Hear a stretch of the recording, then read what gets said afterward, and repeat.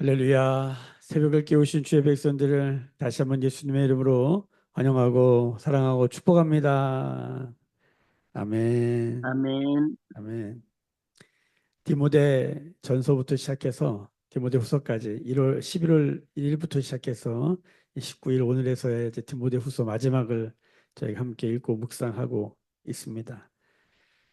디모데 전후서, 특별히 디모데 후서에서 우리가 꼭 기억해야 될 것은 이 디모데 후서가 사도 바울의 마지막 쓴 편지.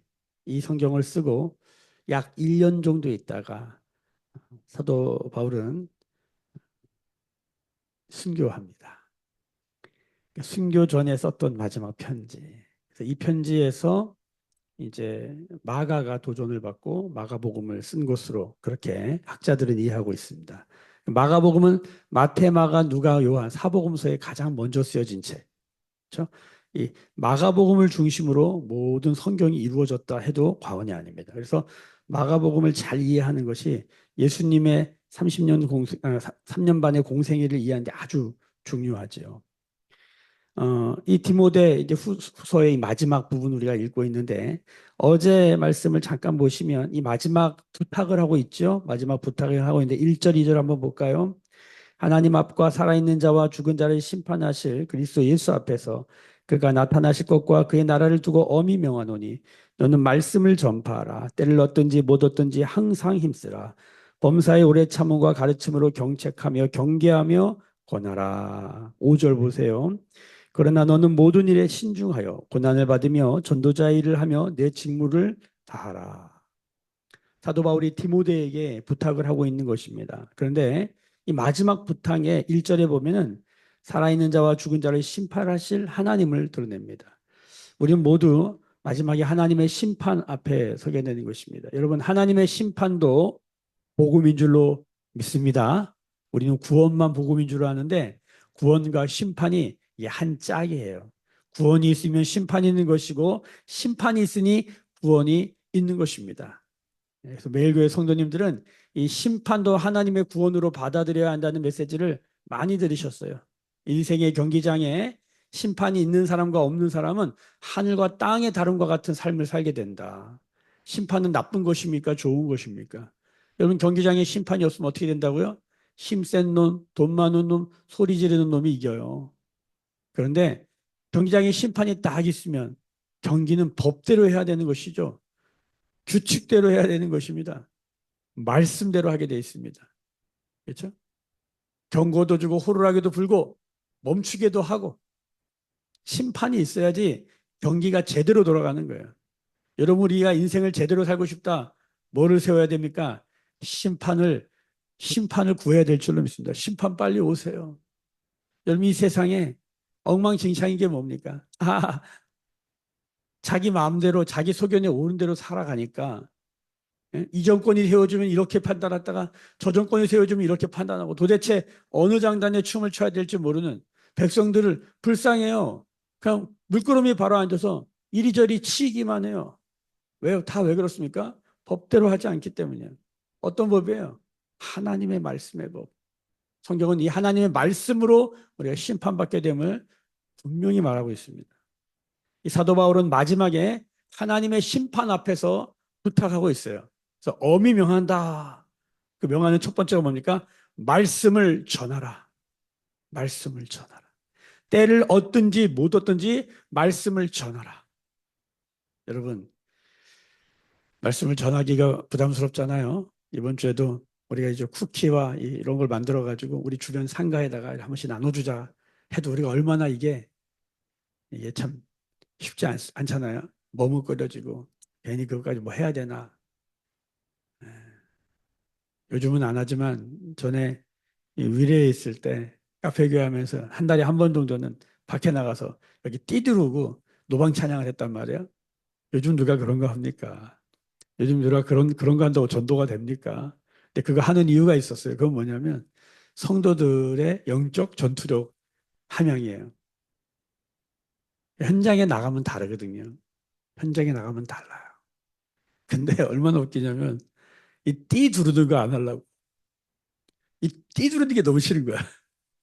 이해가 돼요. 저도 그러니까. 여러분, 쿠키 상자 이렇게 이쁘게 만들어서 사람들에게 갖다 주자고 해도 별로 안 움직이고 싶어요. 그게 우리의 현실입니다. 그러니까 말씀을 전하라. 이게 얼마나 먼 이야기예요.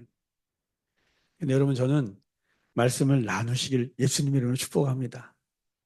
오늘 묵상한 거, 깨달은 거, 새롭게 받아들인 거, 누군가 만나면 그걸 나누고 싶어서 커피도 좀 사주고, 밥도 같이 먹으려고 그러고, 말씀을 나누는 훈련을 해야 돼요. 묵상 훈련만 하잖아요.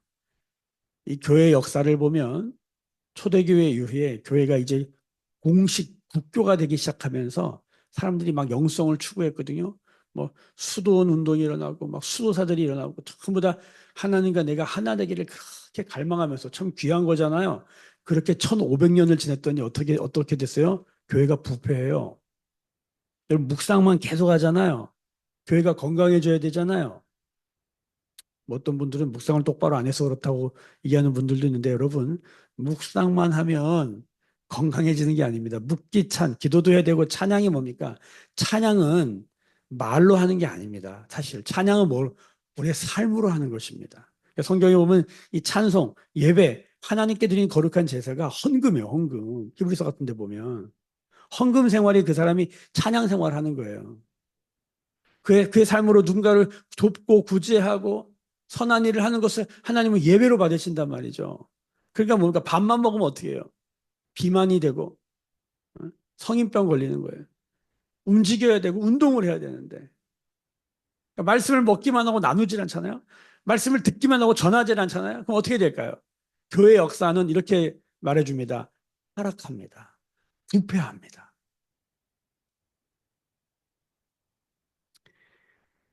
말씀을 나누는 은혜가 우리 가운데 있어야 됩니다. 이게 사도 바울의 마지막 부탁이에요. 여러분 마지막 부탁에는 뭔가 중요한 걸 얘기하잖아요.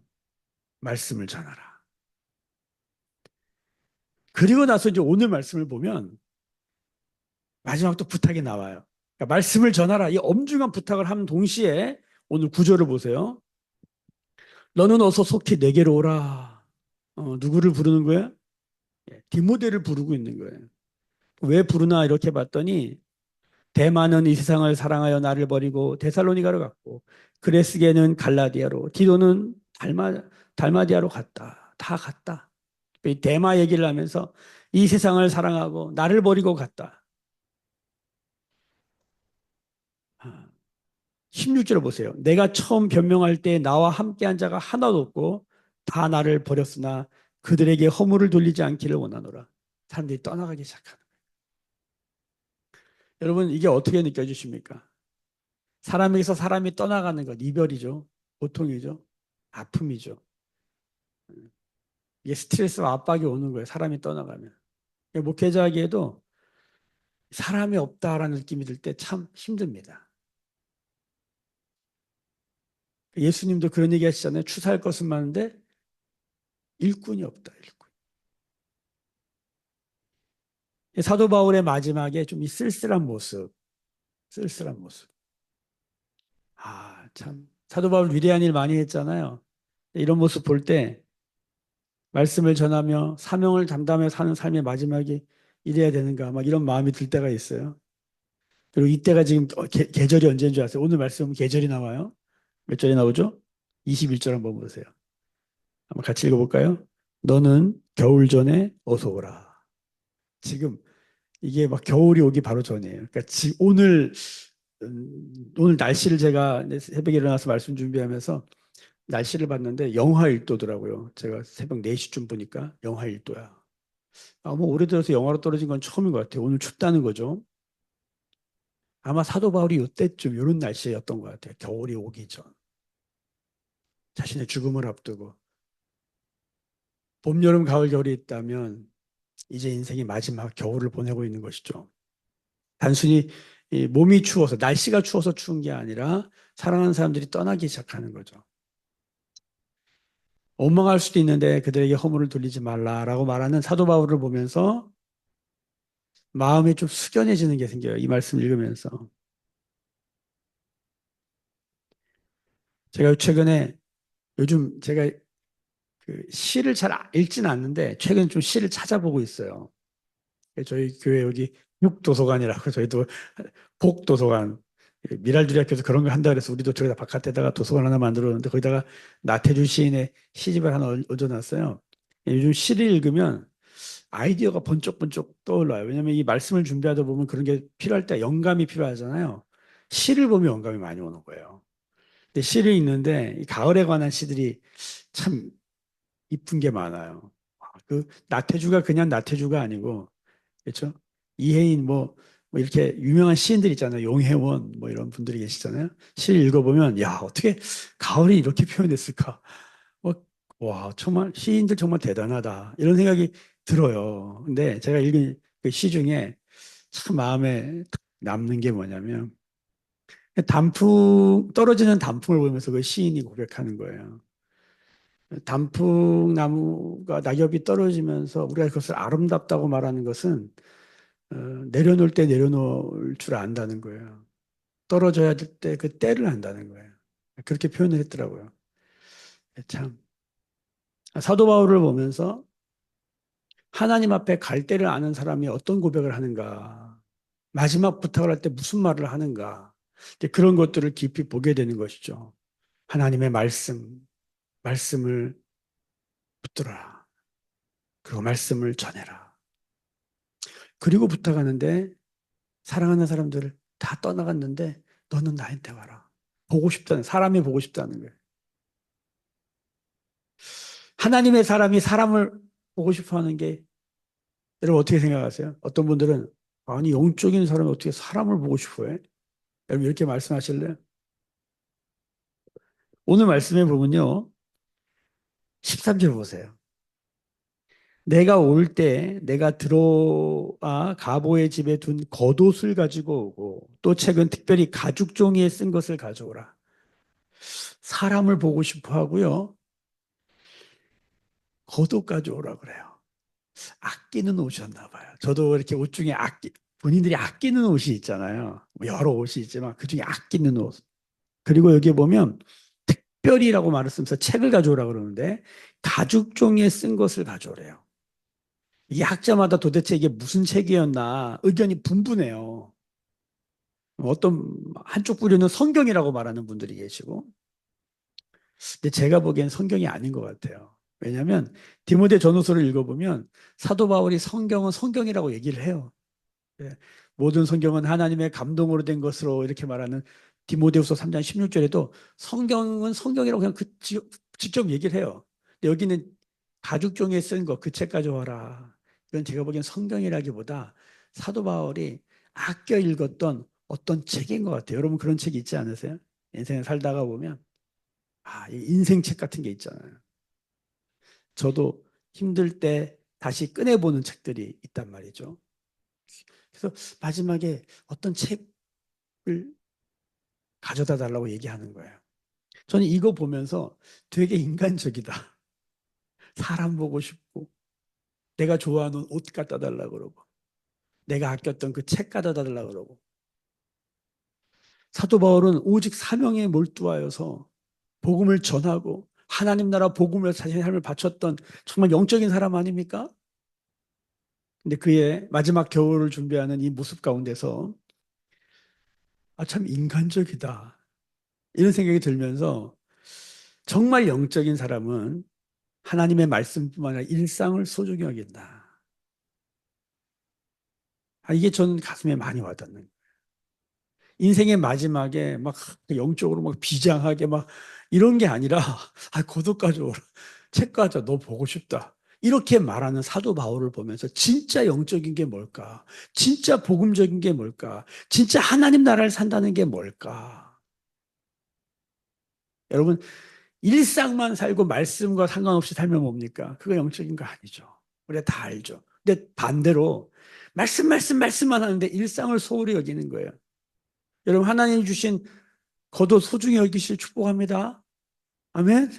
여러분 우리에게 있는 책들이 있잖아요. 가을에 읽을 만한 책들도 좀 읽으시고 그러시기를 축복합니다. 사람의 일상을 사는 거예요. 오늘도 하나님이 하루를 주셨고 우리 하루를 어떻게 살아가는가? 내가 해야 할 일, 내가 마땅히 감당해야 될 그 일을 하며 사는 거예요. 그게 사람들 보기에 별것 아닌 것처럼 보인다 할지라도. 예. 저는 요즘 제 삶에 제가 이제 새벽에 끝나고 제가 삶에 이제 아침에 루틴이 있어요. 우리 아이들을 화수목금은 우리 아이들을 이제 꿈에 그리 사는 아이들을 제가 이제 미랄주리학교에 데려다 주는 것을 좀 마음에 데려다 줘야겠다. 겨울이 또 춥잖아요. 이게 애매해요. 거리가 애매해요. 걸어 다니기가. 그래서 데려다 줘야겠다. 이런 마음을 가지고 아이들 등교 첫 번째 사명이에요. 두 번째 사명은 뭐냐면 이제 끝나고 돌아가서 이제 아내가 황정인 군사님을 돌봐야 되기 때문에 제가 나머지 집안일을 해야겠다. 마음을 먹고 제가 시간을 떼서 이걸 급하면 뭐 빨리라도 하고 꼭 하고 제 삶의 루틴으로 설거지하고 청소하고 쓰레기 버리고 제가 할 수 있는 것들을 다 하려고 제 마음에 결정을 했어요. 이런 영적인 게 뭘까요? 성경에 보면 영은 영으로 육은 육으로 해라 이렇게 표현되어 있는 게 있어요. 제가 선교단체 사역을 하면서 이 단기 선교 전도여행을 가다 보면은 사람들이 여러 사람이 함께 공동 생활하고 하다 보니까 관계에 어려움이 생겨요. 싸움을 하고 그래요. 이게 복음 전하자고 이게 정말 영적인 삶을 살아보자고 모인 사람들인데 막 싸워요. 그러면 이제 이게 뭐 팀장이 되거나 혹은 이제 이 전체의 리더가 책임 맡는 리더가 되고 그러면 이걸 해결을 해야 되잖아요. 중보기도도 해보고 막 그냥 예배도 해봐도 해결이 안 돼요. 근데 밖에 나가서 좋은 카페에 가가지고 맛있는 차 한 잔 마시니까 해결되는 것도 있더라고. 그러니까 우리가 때로는요, 이게 어디 가서 좀 좋은 거 먹고 좋은 그 마음을 좀 그냥 나누는 그런 일상에서도 하나님은 우리의 삶에 역사하신다는 걸 아셔야 돼요. 때로는 먹는다고 해결되지 않을 때가 있어요. 좋은 거 본다고, 좋은 여행 간다고 해결되지 않는 게 있어요. 하나님 앞에 나와서 엎드려야죠. 그러니까 우리의 삶 안에 하나님 앞에 나와서 엎드려야 될 때가 있는가 하면 우리의 삶 가운데 일상에서 그것들을 풀어내야 될 때가 있다 이것입니다. 오늘 사도 바울의 마지막 모습에 보면서 이 사람들이 엄청 나오잖아요. 떠나가는 사람, 보고 싶은 사람 얘기를 계속해요. 그리고 나와 함께 있자라고 말해요. 그리고 이 사도 바울의 이 모든 일상의 마지막 고백이 17절입니다. 같이 한번 볼까요? 주께서 내 곁에 서서 나에게 힘을 주심은 나로 말미암아 선포된 말씀이 온전히 전파되어 모든 이방인이 듣게 하려 하심이니 내가 사자 입에서 건짐을 받았느니라. 자신의 삶을 돌아보면서 수많은 고난과 어려움과 광야와 같은 시간, 사자의 ip에 걸린 것 같은 시간 안에서도 하나님은 내 곁에 계셨고 나에게 그 모든 것을 감당할 힘을 주셨다. 나로 말미암아 선포된 말씀이 온전히 전파되어 모든 이방인이 듣게 하시려고 하나님이 나를 살려주셨고 나와 함께 하셨고 나를 구원하셨다. 18절 볼까요? 주께서 나를 모든 악한 일에서 건져내시고 또 그의 천국에 들어가도록 구원하시리니 그에게 영광이 세세무궁토록 있을지어다. 아멘. 여러분 이게 사도 바울의 마지막 고백이에요. 여러분 이것이 우리의 마지막 고백 되길 원합니다. 주님이 하셨습니다. 할렐루야. 주님이 나를 지키셨고, 주님이 나를 건지셨고, 주님이 나를 구원하셨습니다. 여러분, 그리스도인의 마땅히 마지막 고백으로 고백되어질 선포인 줄로 믿습니다. 여러분, 이 고백을 언제 해야 될까요? 오늘입니다. 오늘. 우리는 오늘이 세상의 마지막인 것처럼 사는 사람인 거죠. 오늘이 세상의 마지막 날이라 할지라도 우리의 마음이 평강과 기쁨으로 넘치면 샬롬과 조의로 넘쳐남은 주께서 나와 함께 하시고 주님이 나에게 힘을 주심이라. 오늘도 이 아침에 이렇게 시작하고 이 날을 마칠 때 이 고백으로 마치기를 원하는 것입니다. 주님 감사합니다.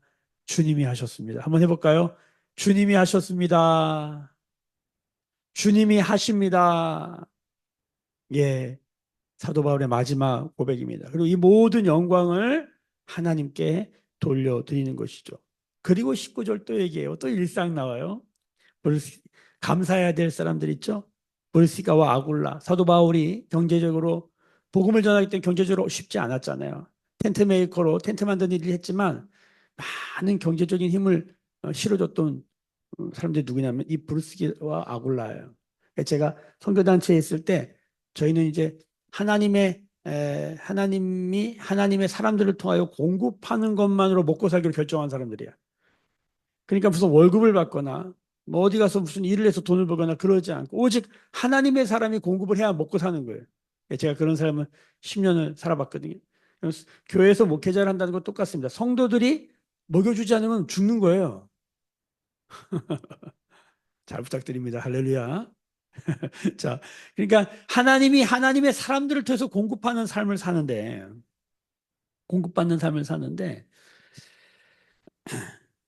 그러니까 제가 성도단체 했을 때 후원의 이름이 있어요.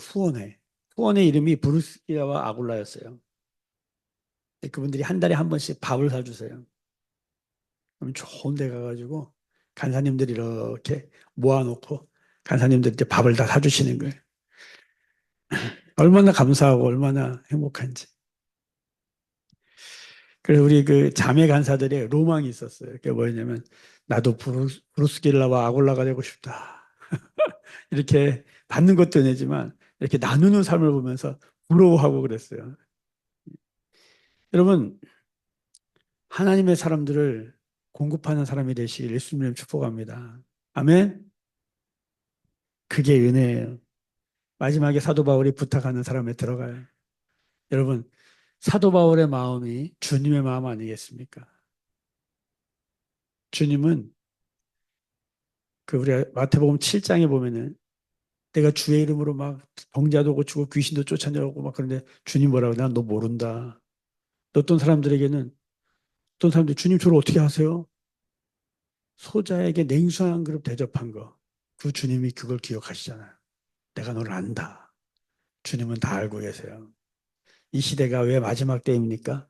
자기를 사랑하며 돈을 사랑하며 자기 애로 똘똘 뭉쳤어요. 내 거 요만큼이라도 나가고 요만큼 떨어지면 난리치는 세상이에요. 요즘은 많이 나누는 사람들 보면은 막 오히려 욕하는 세상이 돼버렸어요.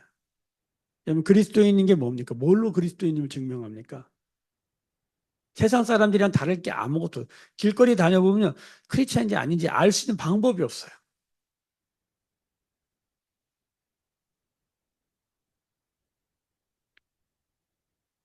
말싸움하고 말전쟁하는 사람들은 많은데 삶싸움, 삶전쟁 말로 증명하려는 사람들은 많은데 삶으로 증명하려는 사람들이 없어요. 누가 구원을 받을까요? 누가 주님이 아는 자들일까요? 오늘 이 마지막에 사도 바울이 아는 자들, 사도 바울이 아는 자들, 다른 말 주님이 아는 자들에 대한 이야기를 해요.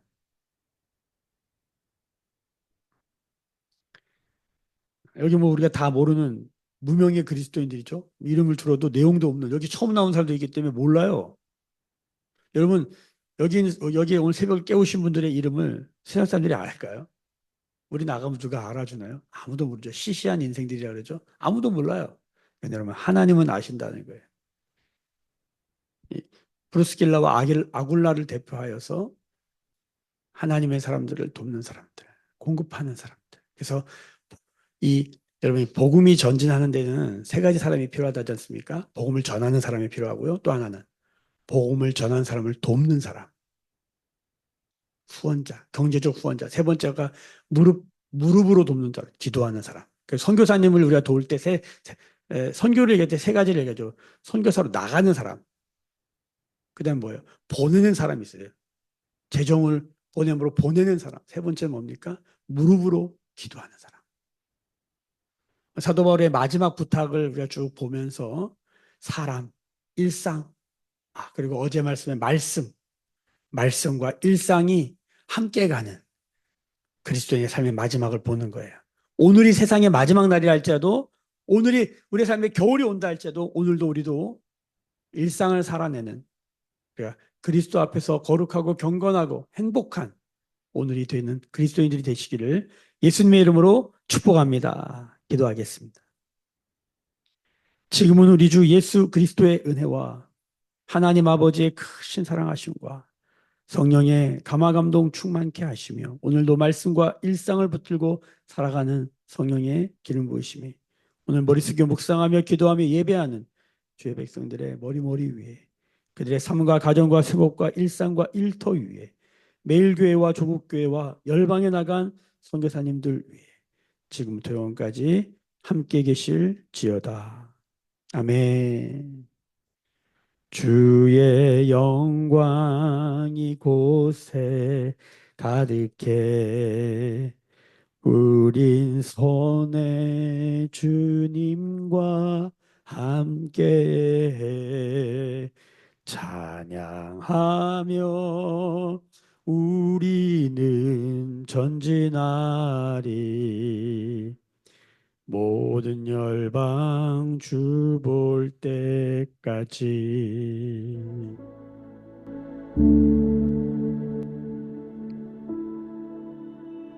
오늘도 주신 말씀 붙들고 우리가 함께 기도하기를 원합니다. 오늘은 추수준비 20일 가정 새벽제단에 우리 권영웅 선교사님 가정을 위해서 우리 네팔의 권영웅 선교사님 가정을 기도하는 날입니다. 제가 카톡방에 기도 제목을 올려드리겠습니다. 함께 연 선교사님 가정을 주의 손에 올려드리면서 우리 권영웅, 광수진, 우리 또 세 딸이 있습니다. 사랑이, 소망이, 옥준대 하나님이 가정을 붙들어 주시고 우리가 기도할 때 응답하여 주십시오. 같이 축복하면서 주님 강건하게 사명 감당하는 애 있도록 기도하면 좋을 것 같습니다.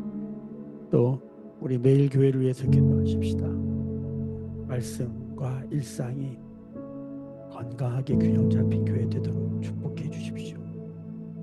같이 교회를 위해서 기도하시고 또 오늘 또 아침에 우리가 추수감사의 기쁨을 함께 나누는 쿠키 나눔을 합니다. 그래서 이 일을 통하여서 이 주변 상가들이 또 복음을 듣고 그리스도의 사랑을 접하는 기회가 될 수 있도록 여러분 함께 기도해 주시기를 부탁합니다. 우리 함께 한 목소리로 동성으로 기도하며 마음껏 기도하시고 자유롭게 은혜롭게 흩어지시기를 축복합니다. 함께 기도하겠습니다. 주여